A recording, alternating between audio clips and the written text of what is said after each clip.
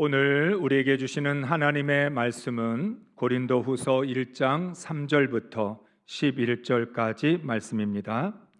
찬송하리로다. 그는 우리 주 예수 그리스도의 하나님이시요 자비의 아버지시요 모든 위로의 하나님이시며 우리의 모든 환난 중에서 우리를 위로하사 우리로 하여금 하나님께 받는 위로로서 모든 환난 중에 있는 자들을 능히 위로하게 하시는 이시로다.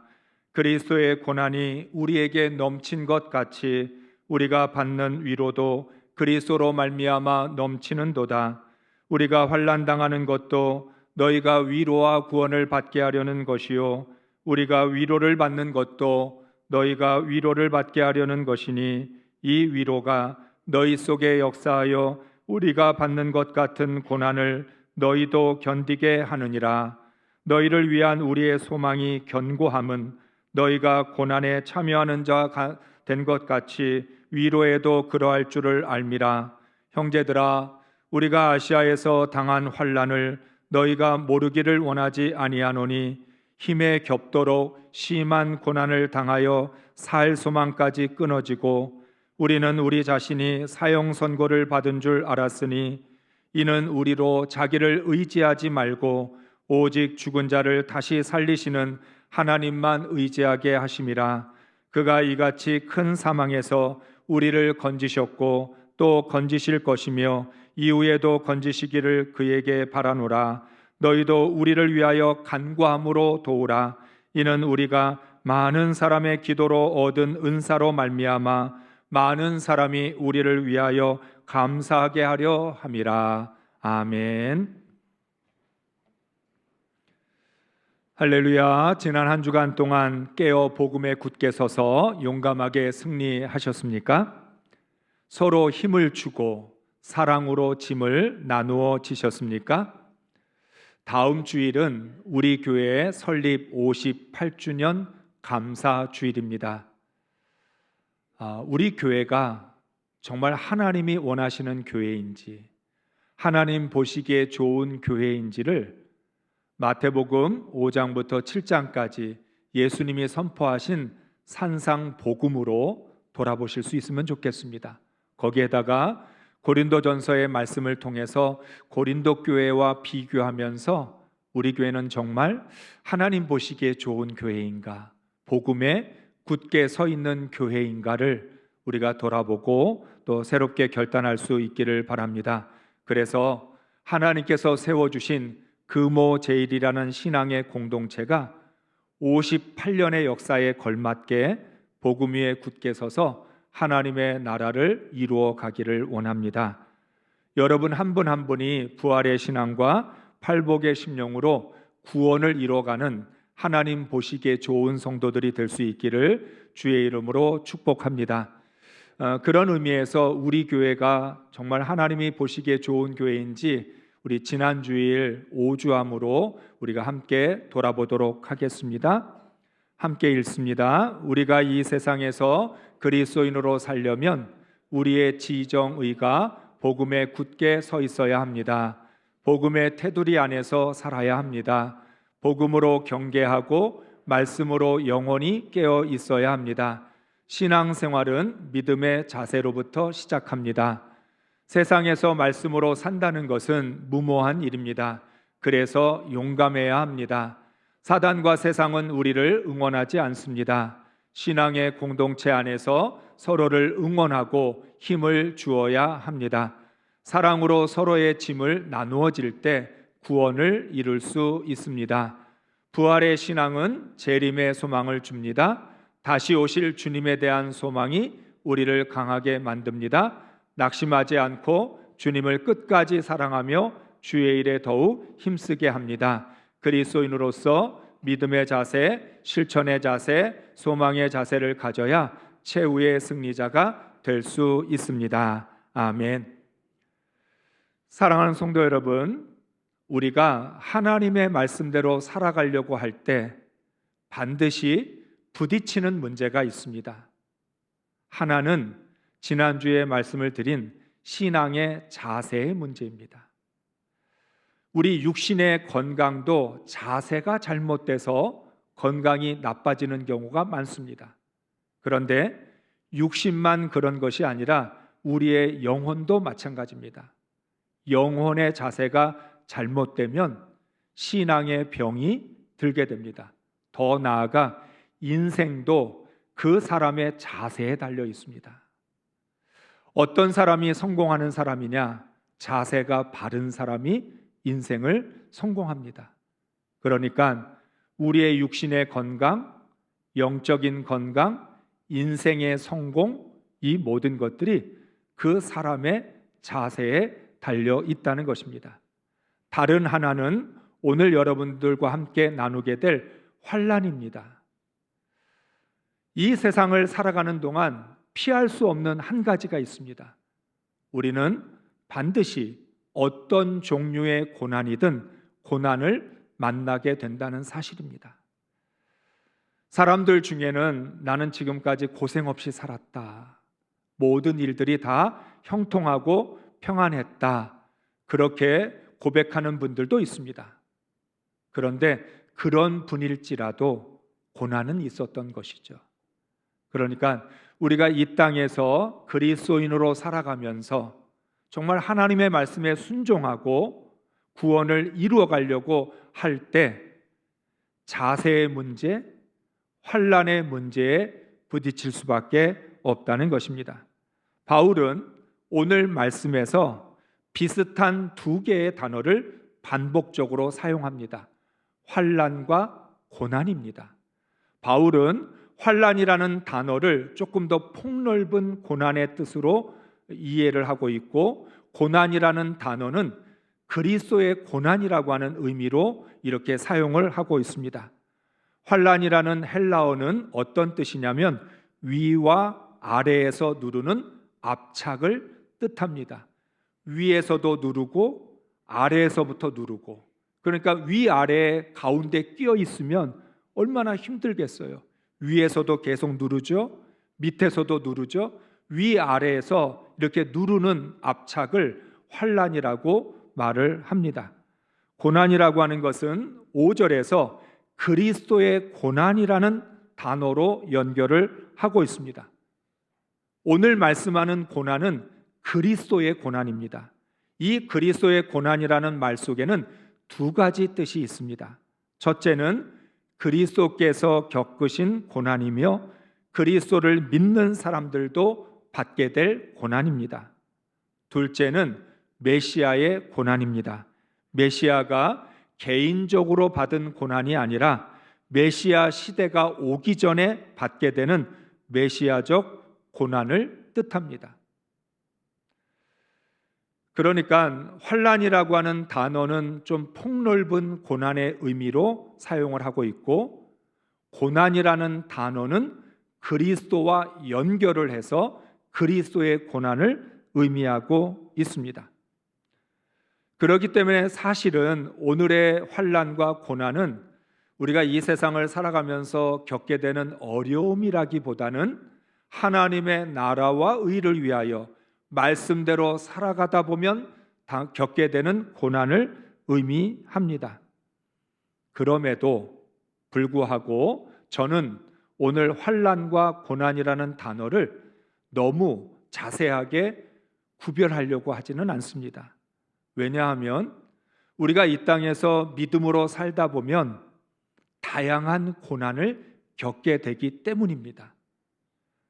정확하게 주를 위한 고난과 나를 위한 고난으로 나누어지지 않습니다.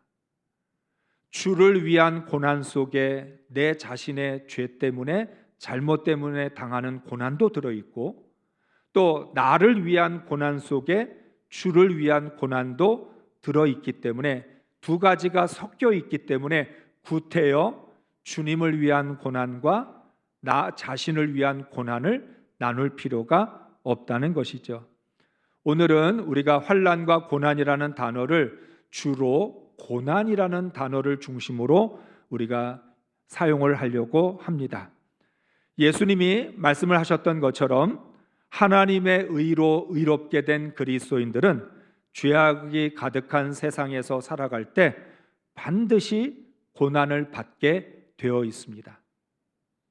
그러니까 육신을 가지고 있기 때문에 고난도 받는 것이고 영적으로 살아야 되기 때문에 고난도 받게 됩니다. 우리 인생에는 크고 작은 고난의 파도가 끊임없이 밀려옵니다. 어떨 때는 믿음으로 쉽게 이기기도 하지만 어떨 때는 아무리 최선을 다해도 이길 수 없는 고난도 있습니다. 그러므로 우리에게는 두 가지가 중요한 거죠. 고난은 반드시 있다. 또 하나는 고난을 어떻게든 이겨야 된다. 세상을 살아가는 동안 고난은 선택이 아니라 필수고, 그래서 고난을 당하면 어떻게 됐든 이겨야 되는데 어떻게 이길 수 있을까? 이것이 우리의 영원한 숙제입니다. 바울은 고린도 교회에 두 번째 편지를 보내면서 제일 먼저 자신이 겪은 고난을 말합니다. 오늘 1장의 말씀 속에서 바울이 너무나 큰 고난을 받았는데 그 고난을 이야기하면서 고린도 성도들에게 용기를 주고 있습니다. 우리가 그리스도의 고난에 참여하며 고난의 좁은 길을 걸어야 한다는 것은 알지만 어느 누구도 고난이 좋을 수는 없습니다. 여러분은 고난이 좋으십니까? 난 고난받고 싶어. 왜 내 인생에는 고난이 없을까? 하나님이 내게 고난을 주시면 좋겠어. 이렇게 생각하는 사람은 아무도 없죠. 하나님, 아무리 작은 고난도 내게는 오지 않게 해주십시오. 난 고난이 싫어요. 고난 없는 삶을 살고 싶습니다. 우리는 그렇게 늘 하나님께 기도를 합니다. 그런데 바울은 우리의 인생에 고난이 없을 수 없다는 걸 알고 있기 때문에 자신이 받은 고난을 통해서 고린도 성도들에게 너희가 고난이 왔을 때 어떻게 고난을 이겨야 되는지를 말씀하고 있습니다. 바울은 가장 먼저 고난에는 하나님의 선물이 담겨 있다. 고난이라고 하는 포장지 속에 하나님이 우리에게 주시는 종합 선물이 들어있다. 이렇게 말합니다. 비록 나의 죄 때문에, 나의 잘못 때문에 당하는 고난일지라도 하나님은 외면하지 않으십니다. 왜 그럴까요? 하나님의 자녀이기 때문에.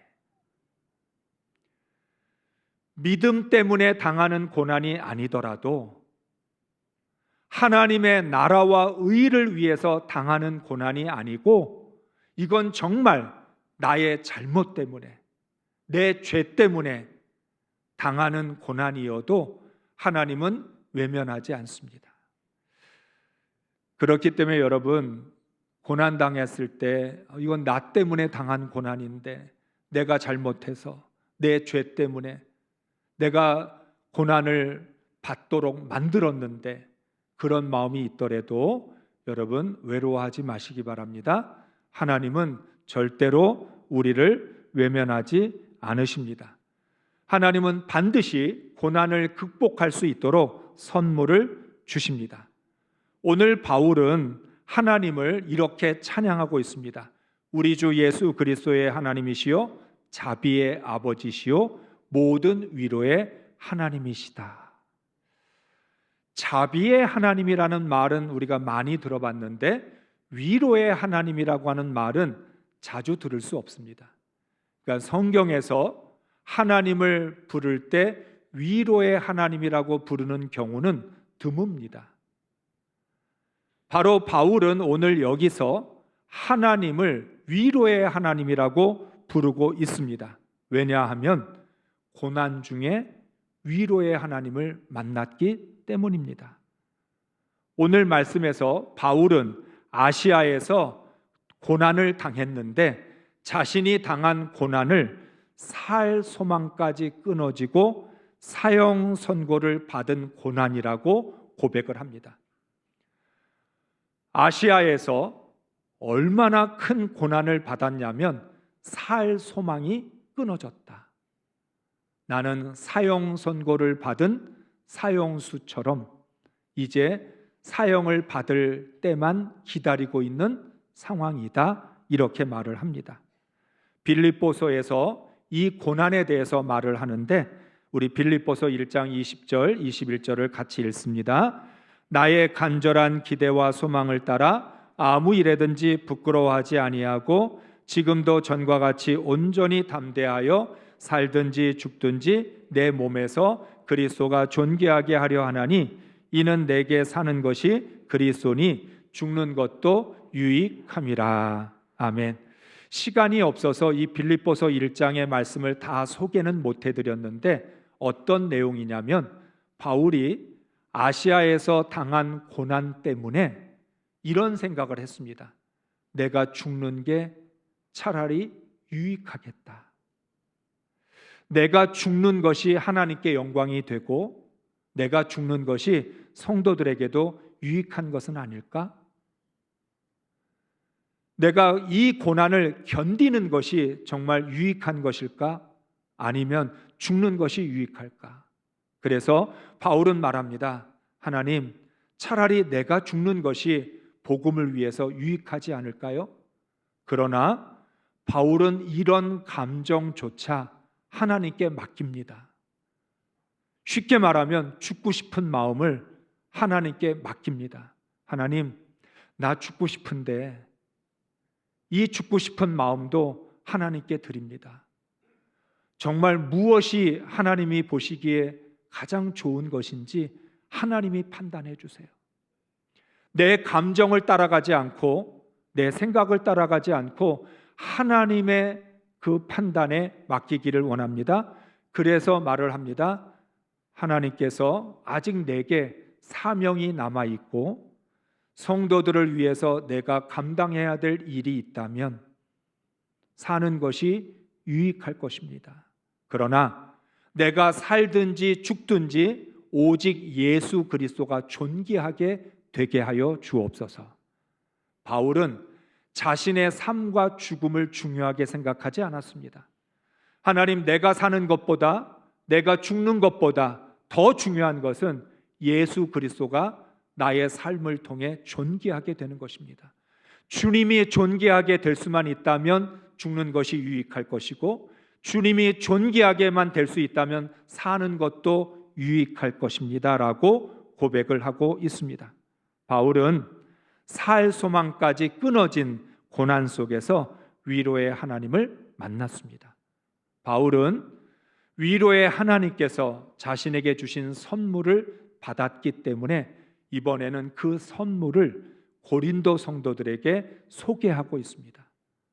저는 오늘 이 본문의 말씀을 통해 우리 사랑하는 성도 여러분들에게도 이 고난에 담겨 있는 하나님의 선물을 소개하기를 원합니다. 어떤 선물일까요? 첫째는 위로와 구원입니다. 5절 말씀입니다. 같이 읽습니다. 그리스도의 고난이 우리에게 넘친 것 같이 우리가 받는 위로도 그리스도로 말미암아 넘치는도다. 아멘. 바울이 어떤 사람이죠? 바울은 사도로 부름을 받았을 때 그리스도의 남은 고난을 내 육체에 채우겠다고 결단한 사람입니다. 처음부터 고난을 받아들이기로 작정한 사람입니다. 그리스도의 남은 고난을 자신의 육체에 채우겠다고 결단한 바울조차도 극심한 고난은 감당할 수가 없었습니다. 내가 주를 위하여 고난받고 주를 위하여 내 생명 내놓겠습니다. 아무리 결단했어도 막상 그 고난을 받으면 감당할 수가 없는 것입니다. 이 세상의 그 어떤 사람도 극심한 고난을 감당할 수 있는 사람은 없습니다. 살 소망까지 끊어진 그런 고난을 이겨낼 수 있는 사람은 없다는 것입니다. 사랑하는 성도 여러분, 내가 감당할 수 있으면 고난이 아닙니다. 어떤 분들은 그렇게 이야기해요. 내가 고난을 이겼다고. 내가 고난을 이길 수 있으면 그건 처음부터 고난이 아니었던 거예요. 왜 고난이라고 부르냐면 내 힘으로 감당할 수 없기 때문에 고난이라고 부르는 겁니다.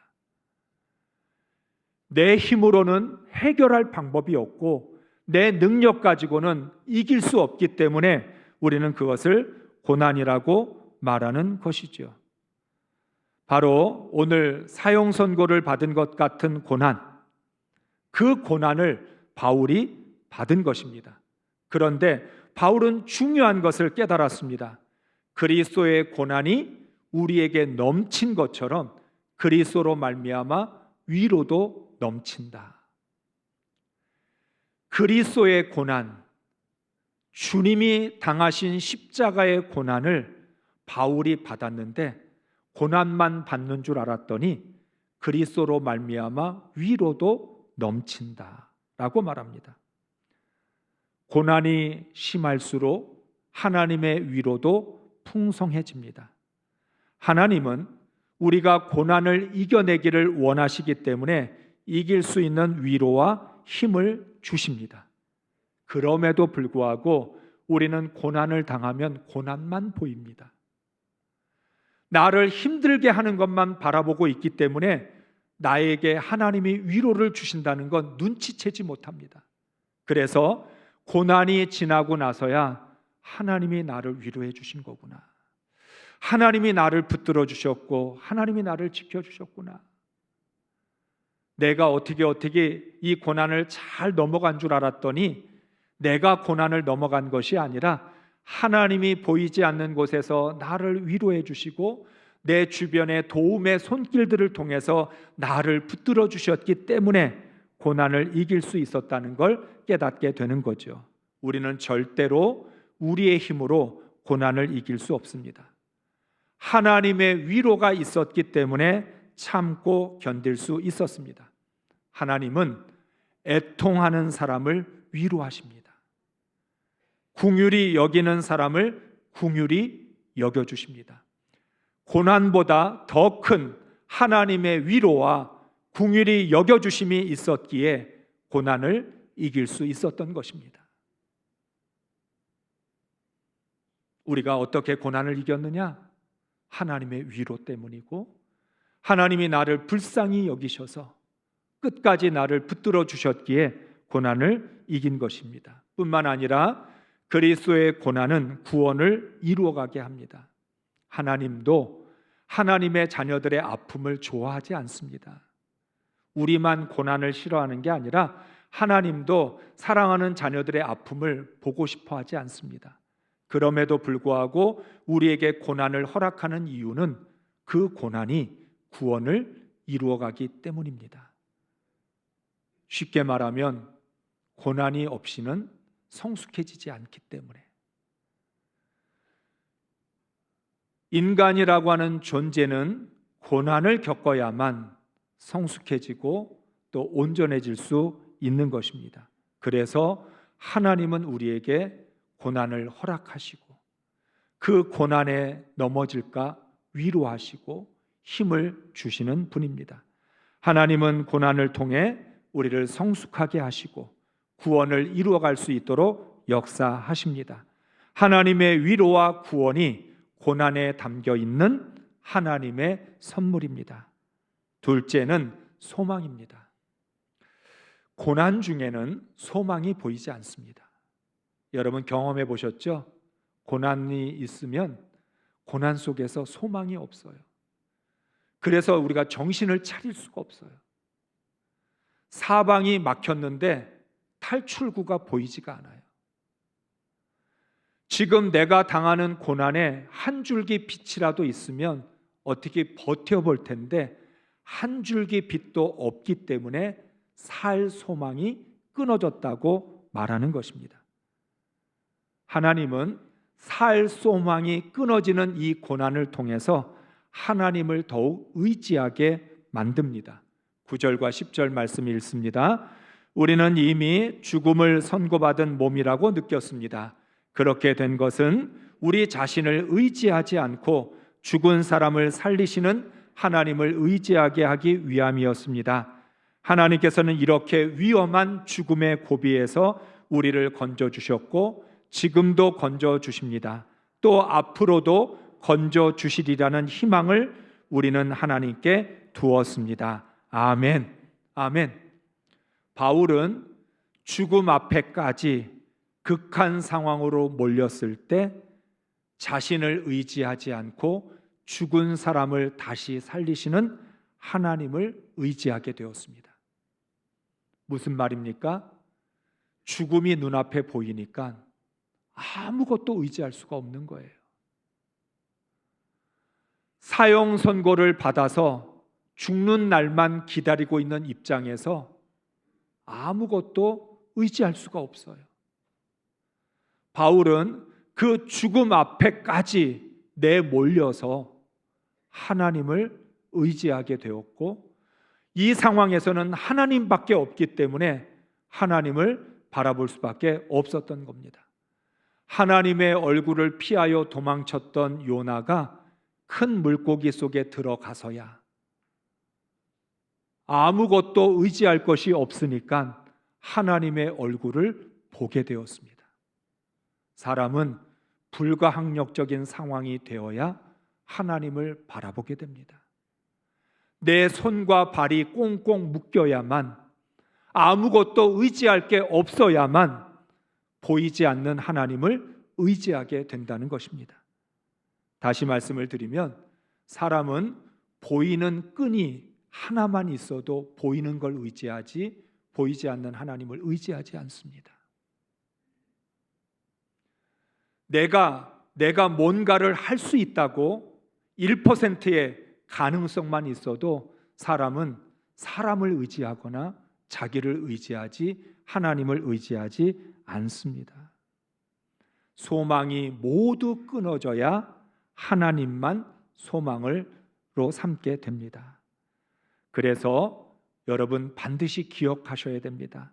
나의 소망이 끊어졌다는 것은 하나님만이 나의 소망이라는 뜻입니다. 소망이 다 끊어졌습니까? 하나님만 소망이에요. 끊어진 소망 때문에 절망하지 말고 하나님께로 나아가야 합니다.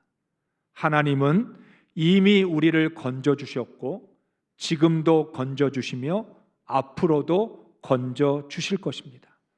이것이 바로 고난에 담겨있는 소망이라는 하나님의 선물입니다. 모세의 부모는 더 이상 이 어린 모세를 키울 수 없어서 방주에 담아서 나일강에 떠내 보냈습니다. 방주 안에 들어있는, 갈대 상자 안에 들어있는 모세는 소망이 없어요. 그런데 애굽의 공주가 모세를 건져냈습니다. 그래서 방주라는 말 속, 또 구원이라는 말 속에는 건져냄이라고 하는 뜻이 있습니다. 우리는 하나님이 건져내셔서 이 시간 하나님을 예배하고 있는 것입니다. 다시 말하면 우리를 건져내신 하나님이 우리의 소망 되시고 우리의 유일한 소망이신 하나님이 과거에도 나를 건져주셨고 오늘도 건져주시고 내일도 건져주실 것이라는 소망을 가져야 고난을 이길 수 있는 줄로 믿습니다. 셋째는 위로자가 되는 것입니다. 4절 말씀 읽습니다. 온갖 환난 가운데에서 우리를 위로하여 주시는 분이십니다. 따라서 우리가 하나님께 받는 그 위로로 우리도 온갖 환난을 당하는 사람들을 위로할 수 있습니다. 아멘. 우리가 우리 자신을 돌아보면 나는 위로받을 자격도 없어. 나는 하나님의 사랑을 받을 자격도 없어. 그런 생각이 들 때가 있습니다. 그런데 왜 하나님은 위로받을 자격이 없는 나를 위로해 주실까요? 사랑받을 자격이 없는 나를 왜 사랑해 주실까요? 하나님의 긍휼을 받을 자격이 없는 나를 왜 긍휼히 여겨 주실까요? 너도 자격 없는 다른 사람을 위로해 주라고. 너도 똑같이 긍휼히 여김 받을 만한 자격이 없는 사람들을 긍휼히 여겨 주라고 우리를 먼저 긍휼히 여겨 주신 것입니다. 김양재 목사님이 쓰신 책에서 우리의 상처가 별이 되어서 고난당하는 사람들을 비춘다고 말을 했습니다. 우리의 고난, 우리의 상처가 별이 돼서 나와 같은 고난을 당한 사람을 비춰준다. 그렇습니다. 이기적인 의인은 자신이 당해보지 않은 고난을 이해하지 못합니다. 우리가 이기적이라는 것, 구원을 받았는데도 우리 안에 이기적인 본성이 사라지지 않았기 때문에 사람은 자신이 겪어보지 않으면 이해하지 못합니다. 고난을 당한 사람만이 고난을 이해할 수 있고 상처를 가진 사람이 상처를 이해할 수 있는 것입니다. 상처가 생겨야 상처의 아픔을 이해하게 됩니다. 우리는 지금까지 살아오면서 수많은 위로의 손길이 있었다는 것을 너무 쉽게 잊어버립니다. 우리는 결코 나 혼자의 힘으로 살아오지 않았습니다. 내가 여기까지 올 때까지 정말 많은 사람이 나를 위해 기도해 주었고, 나를 위로해 주었고, 나를 도와주었습니다. 그런데도 사람은 망각의 동물이라고 하는 것처럼 자기 힘으로 일어선 줄 압니다. 내가 잘나서, 내가 열심히 살아서, 내가 눈물, 땀 흘려서 이 내 인생을 일구었다고 큰 소리를 칩니다. 그런데 어떤 사람도 위로와 도움이 없이 성공한 사람은 없습니다. 앞서 말씀드렸던 인생의 고난이 반드시 있다. 그 말을 바꿔 이야기하면 인생에는 반드시 위로가 있습니다. 내가 알지 못하고 내가 깨닫지 못하는 가운데서도 나를 위로해 주는 손길들이 있었기 때문에 버티고 견딜 수 있었던 것입니다. 이렇게 하나님께서 고난당한 하나님의 자녀들을 위로해 주시는 이유는 너도 다른 사람을 위로하는 사람이 되라는 뜻입니다. 내가 누군가의 위로를 받았다면 나도 누군가를 위로해야 합니다. 그런데 사람은 얼마나 이기적입니까? 자신이 위로받는 건 좋아하면서도 다른 사람 위로하는 건 인색합니다. 늘 말합니다. 왜 사람들이 나를 위로해 주지 않냐고. 그런데 정작 자신은 한 번도 다른 사람을 위로해 본 적이 없는 인생을 살아가는 사람들이 너무 많습니다. 하나님이 우리를 위로해 주셨다는 건 너도 위로하라는 뜻인데, 우리는 위로받는 건 좋아하면서 위로하는 것에는 너무나 인색하다는 것입니다. 우리 모두는 상처투성이인 인생을 살아갑니다. 나의 상처를 싸매어주는 위로의 손길이 필요합니다. 그리스도인이 축복의 통로가 된다는 말은 위로자의 삶을 살아가라는 뜻입니다. 우리는 위로하고 위로받으며 살아야 합니다. 위로자가 되는 것이 고난에 담겨 있는 하나님의 선물입니다.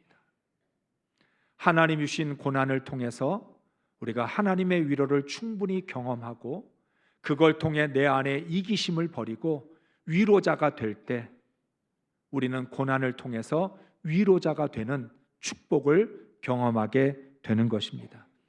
바울의 마지막 권면이 11절에 기록되어 있습니다. 읽습니다. 너희도 우리를 위하여 간구함으로 도우라.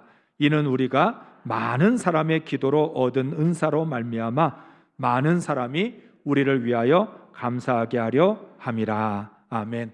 바울은 많은 사람들의 중보 기도를 잊지 않았습니다. 바울이 위대한 사도이고 능력이 많은 사람이지만 결코 이것이 바울의 능력이 아니라 하나님이 주신 능력일 뿐만 아니라 더 나아가 많은 사람들의 기도가 있었기에, 많은 사람들이 바울을 위로하고 도와주었기에 그가 그런 사명을 감당할 수 있었던 것을 잊지 않고 있습니다. 그리스도인들은 고난을 두려워하지 말아야 합니다. 특별히 주를 위하여 받는 고난, 의를 위하여 받는 박해, 하나님의 나라와 의를 위해서 우리가 겪게 되는 고난은 하나님이 책임져 주십니다. 사랑의 하나님께서 주를 위하여 고난당하는 자녀들을 절대로 내버려 두지 않습니다. 끝까지 붙들어 주시고 책임져 주시고 일으켜 주십니다. 그러므로 비록 죽을 것 같은 고난이어도 나 혼자 겪는 고난이 아닙니다. 그 고난에 함께 하시는 주님이 계십니다. 주님이 우리보다 먼저 고난을 받으시고 우리에게 주님의 고난에 참여하라고 말씀하셨습니다. 그 말은 나도 너의 고난에 참여하겠다.